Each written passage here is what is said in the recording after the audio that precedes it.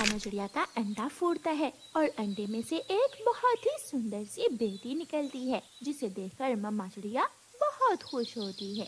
आगे मेरी बेटी, मैं कब से आपका इंतजार कर रही हूँ। अंडे का छिलका बहुत सख्त था मम्मा, मैंने बहुत मुश्किल से तोड़ा है अंडे को। मम्मा, मेरे पापा कहाँ हैं? आपके पापा दाना कमाने गए हुए हैं, मैं अभी उन्हें संदेश भेजती हूँ। मम्मा चिड़िया घर से बाहर निकल कर बैठ जाती है। थोड़ी देर बाद मिट्ठू तोता वहाँ से गुजरता है। तोते तोते भैया। रानू चिड़िया, क्या बात है? हमारा अंडा फूट गया है और अंडे में से एक बहुत ही सुंदर सी बेटी निकली है। मेरे पति दाना लेने गए हुए हैं, आप उन्हें जाकर बता दें। रानू, मैं जंगल की तरफ ही जा रहा हूँ, मैं अभी जाकर बता देता हूँ। मिट्ठू तोता वहाँ से उड़ता है। मानो तुम्हारा अंडा फूट गया है, जल्दी घर जाओ, तुम्हारे घर सुंदर सी बेटी आई है। क्या क्या तुम सच कह रहे हो? हाँ, मुझे तुम्हारी पत्नी ने भेजा है। पापा चिड़िया तो खुशी से झूम रहा था। पापा चिड़िया उड़ता है और सीधा मीठे फल के पेड़ पर जाता है और अपनी बेटी के लिए मीठा फल लेकर पापा चिड़िया जल्दी से घर की तरफ उड़ता है। लो आगे आपके पापा भी, अब अपने पापा से बातें करो और मैं काम कर लूँ। पापा, मैं नहीं बोलूंगी आपसे, आपको पता भी था कि मैं आज अंडे से बाहर आने वाली हूँ, फिर आप घर से बाहर क्यों गए? मेरी बेटी, मुझे काम करना होता है, घर से बाहर जाना होता है। जैसे आपकी मम्मा घर के काम करती है, ऐसे ही मैं बाहर के काम करता हूँ।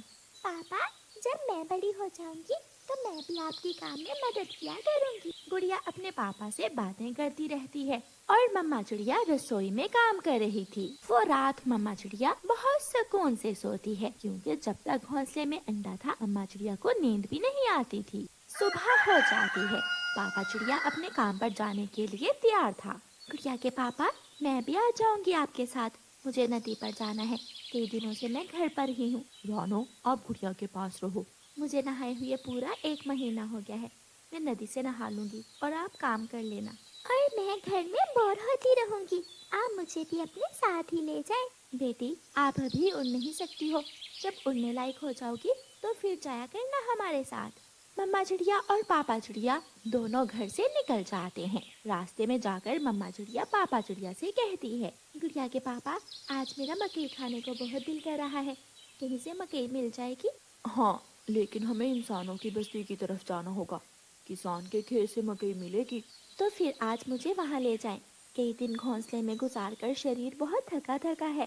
फिर पापा चिड़िया मम्मा चिड़िया को साथ लेकर इंसानों की बस्ती की तरफ किसान के खेत में चला जाता है। ये रहे मकई के पौधे, आप यहाँ से मकई खाओ और मैं वहाँ ऊंची शाख पर बैठकर इंसान पर नजर रखता हूँ। ध्यान से, कहीं ऐसा ना हो कि इंसान आ जाए और आपको मालूम ही ना पड़े। पापा चिड़िया ऊंची शाख पर बैठ जाता है और मम्मा चिड़िया मकई खाने लगती है। मकई की फसल में तो पहले से ही शिकारी छुप कर बैठा हुआ था। वो अपना तीर सीधा करता है, निशाना लेता है और तीर चलाता है। तीर सीधा रानू चिड़िया का सीना चीरता हुआ रुक जाता है। मम्मा चिड़िया कुछ बोल भी नहीं पाती। पापा चिड़िया का ध्यान जब उस तरफ जाता है तो वो कुछ नहीं कर पाता। वो हवा में उड़ने लगता है और अपनी पत्नी के ऊपर आकर शोर करने लगता है। मम्मा चिड़िया एक आखिरी नजर अपने पति को देखती है और अपनी आंखें बंद कर लेती है। वो मर जाती है। शिकारी मम्मा चिड़िया को टांगों से पकड़कर उल्टा लटकाता हुआ अपने घर की तरफ चला जाता है। ये सब बहुत जल्दी हुआ था। पापा चिड़िया दूर तक शिकारी को जाते हुए देखता रहता है। ये सब पापा चिड़िया को कोई डरावना सपना लग रहा था, लेकिन ऐसा नहीं था, ये हकीकत थी। मम्मा चिड़िया सब छोड़कर जा चुकी थी। पापा चिड़िया का हंसता हुआ घर उजड़ चुका था। पापा चिड़िया की आंखों में आंसू थे और फिर वो फूट फूट कर बच्चों की तरह रोने लगता है। मार दिया, जालिम ने मेरी पत्नी को मार दिया। मेरी छोटी सी बेटी इंतजार कर रही होगी अपनी माँ का। जालिम, क्या मिलेगा तुझे हमारा घर उजाड़ कर? शाम होने के बाद पापा चिड़िया आहिस्ता आहिस्ता अपने घर वापस उड़ता है। पापा, मम्मा कहाँ है? आज आप पहले आ गए और मम्मा नहीं है। गुड़िया बेटी, आपकी मम्मा हमसे नाराज हो गई है। वो हमसे नाराज होकर दूसरे जंगल चली गई है। मम्मा आपसे नाराज होंगी, आपने डांटा होगा मम्मा को, लेकिन मैंने तो कुछ भी नहीं किया, मैंने तो कोई शरारत भी नहीं की। मैं तो तब से घोंसले से उठी भी नहीं हूँ। फिर मम्मा मुझसे क्यों नाराज हो गई हैं? पापा चिड़िया के पास अपनी बेटी के सवालों के जवाब नहीं थे। वो चुप रहता है और खामोशी से बैठा अपनी बेटी की बातें सुनता रहता है।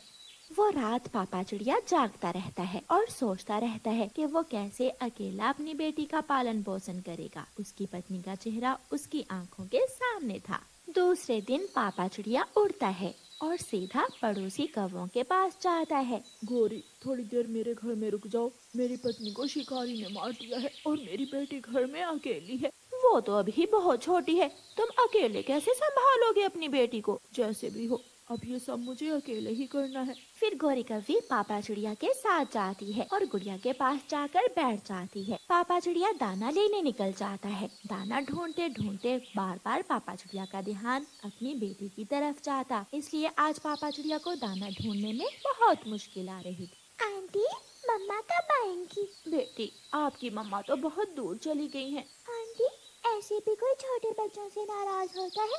मैंने कोई शरारत भी नहीं की और मम्मा नाराज हो गई मुझसे। बेटी, आपके पापा है ना, अब वही तुम्हारी माँ और बाप हैं। आप अपने पापा का ख्याल रखा करो, उसे तंग मत किया करो। मैं तो किसी को भी तंग नहीं करती हूँ, एक दाना खाकर सो जाती हूँ। ऐसे ही दिन चिड़िया और कालू कौवा यात्रा पर जा रहे थे। उनका सफर लंबा था। चिड़िया और कौवा थे तो दोस्त, लेकिन कालू कौवा हमेशा चिड़िया को धोखा देता था। वो चिड़िया के साथ साथ भी रहता और जब मौका मिलता वो चिड़िया का बुरा सोचता था।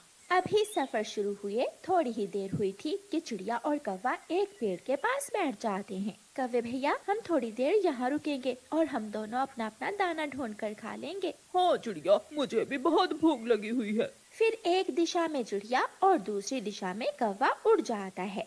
थोड़ी दूर जाकर कालू कौवा अपनी सामान की पोटली खोलता है और उसमें से अपने लड्डू निकाल कर खाने लगता है। इतने इतने स्वादिष्ट लड्डू चिड़िया से बांट कर कौन खाएगा? वाह वाह, भूख में तो ये लड्डू और भी स्वादिष्ट लग रहे हैं। मजा ही आ गया। कालू कौवा पेट भरकर लड्डू खाता है और वापस जाकर चिड़िया के आने का इंतजार करने लगता है। मैंने तो एक दाना खा लिया, अब मैं ये दूसरा मकई का दाना कौवे के लिए ले जाती हूँ। ना जाने उसे दाना मिला होगा भी या नहीं। चिड़िया दूसरा मकई का दाना लेकर वापस आती है। कौवे भैया, क्या आपने कुछ खाया है? कौवा झूठ बोलता है। ना ना चिड़िया, मैं तो भूखा बैठा हूँ, मुझे खाने को कुछ भी नहीं मिला है। मैं बहुत भूखा हूँ। इसलिए मैं आपके लिए एक मकई का दाना ले आई थी, लो आप ये खा लो। कौवा आराम से चिड़िया से वो मकई का दाना भी लेकर खा लेता है। फिर वो दोनों आगे का सफर शुरू करते हैं। आगे का जंगल तो सूखे का जंगल था। उड़ते उड़ते दोनों को प्यास लग जाती है और वो दोनों थक कर वहाँ रुक जाते हैं। कौवे भैया, ये कैसा जंगल है? यहाँ तो कोई नदी है ना कोई झरना। यहाँ के बासी पक्षी पानी कहाँ से पीते होंगे? मुझे तो लगता है ये पक्षी बिना पानी पिए ही जीवन गुजारते हैं। कौवे भैया, मजाक छोड़ो, मुझे बहुत प्यास लगी हुई है। प्यास तो मुझे भी बहुत लगी हुई है चिड़िया, लेकिन क्या करें, हम इधर उधर देखते हैं, शायद कुछ मिल जाए। फिर एक दिशा में कौवा और दूसरी दिशा में चिड़िया उड़ जाती है। कालू कौवे को थोड़ी दूर ही एक नारियल पेड़ से गिरा हुआ मिल जाता है। कौवा उसे हिलाकर देखता है। वाह रे कौवे, तेरी किस्मत, इसमें तो पानी भी है। कौवा पास पड़े पत्थर से उस नारियल में छेद करता है और मजे से नारियल पानी पीता है। कौवा जी भरकर अपनी प्यास बुझाता है और वो भी नारियल पानी से। चिड़िया को अभी तक ना कोई नदी मिली थी और ना ही कोई झरना। चिड़िया बेचारी थक हार कर वापस आती है तो कौवा भी मुंह बनाकर बैठा हुआ था। मर गया चिड़िया, चिड़िया मैं तो प्यास से मर गया। कौवा ऐसे नाटक करता है जैसे वो सच में प्यासा हो। वो चिड़िया से छुपाता है कि उसने तो जी भरकर नारियल पानी पिया है। कौवे भैया, मैं तो मीठे फूल का रस पी सकती हूँ, लेकिन आपकी चोंच बड़ी है, आप नहीं पी सकोगे। चिड़िया, तुम मीठे फूल का रस पी लो और मैं जब रास्ते में नदी मिली तो पानी पी लूंगा। वैसे भी मेरी प्यास अब कम हो गई है। चिड़िया वहाँ से एक कैक्टस के फूल का रस पी लेती है, जिससे चिड़िया में थोड़ी ताकत आती है और वो दोनों दोबारा उड़ते हैं। चिड़िया बेचारी इस बात से बेखबर थी कि जिसे वो अपना दोस्त समझकर साथ ले जा रही है, असल में वो तो उसका दोस्त नहीं बल्कि वो धोखेबाज है। उड़ते उड़ते उन्हें रात हो जाती है। अब उन्हें रात गुजारने के लिए सोचना था। वो दोनों नए जंगल में थे, इसलिए वहाँ उनका जाने वाला कोई भी नहीं था। चिड़िया को थोड़ी दूर एक पेड़ दिखाई देता है जिस पर एक घोंसला था। शायद वो घोंसला कोई पक्षी छोड़कर चला गया था। कौवे भैया, हम दोनों इसी घोंसले में रात गुजार लेते हैं। हाँ चिड़िया, घोंसले के बिना तो मुझे नींद भी नहीं आती। कौवा जल्दी से उड़ता है और घोंसले के दरमियान में जाकर नरम नरम घास पर लेट जाता है। कौवे भैया, मुझे भी घोंसले में बैठने दो। क्या मैं तिनकों के ऊपर बैठकर रात गुजारूंगी? चिड़िया बहन, माफ करना, मुझे ऐसे नींद नहीं आएगी। तुम ऐसा करो, अपने लिए कोई और बंदोबस्त कर लो। कौवे, शर्म करो, हम दोनों दोस्त हैं, एक साथ सफर कर रहे हैं, फिर तुम मुझे ऐसे कैसे कह सकते हो? मैं कौवा हूँ कौवा, तुमसे बड़ा हूँ, इसलिए इस घोंसले पर मेरा अधिकार है। कौवा घोंसले में लेटकर सो जाता है और खर्राटे लेने लगता है। चिड़िया क्या करती? वो कौवे से लड़ना नहीं चाहती थी क्योंकि उसे अभी तक भी कौवे से हमदर्दी थी। चिड़िया पास वाली डाल पर बैठ जाती है।